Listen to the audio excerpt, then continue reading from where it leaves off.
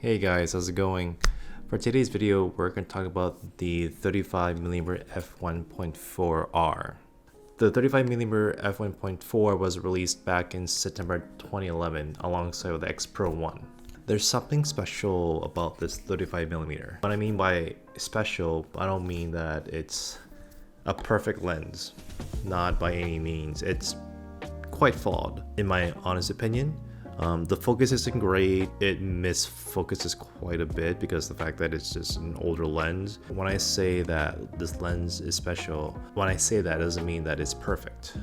Definitely not, far from perfect. It's a flawed lens. I think just the fact that it's an older lens compared to the other primes, and the fact that it isn't.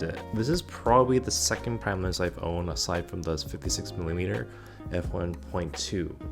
And I've had this for I think about 2.5 years, maybe 3, since I brought into the Fujifilm system with the X-T4. I just wanted to speak on my experience with this lens here, and it is great. Honestly, it's something. It's so special. Like you would probably hear this from other photographers that have or shot with a 35mm f1.4, because it's the fact that like the images turns out using this prime lens. It's something special. It has its own charm, its own character.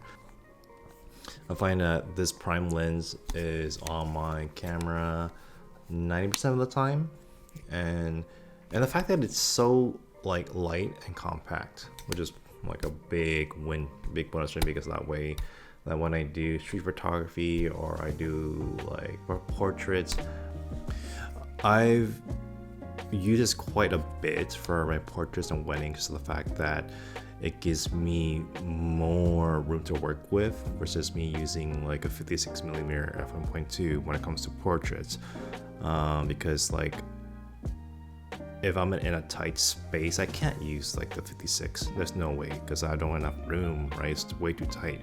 So the 35, it's a great like in between for that. Using this lens for video, it's a hit and miss, because like I mentioned earlier, is that it isn't a linear motor. But for some odd reason though, using this with the X-H2, which I'm using right now to film this video, the X-H2 just gave it more juice. Like no joke. I was surprised how much improved just pairing this with the X-H2, which is crazy to me, because like it's an older lens, but you know what? I'll take it.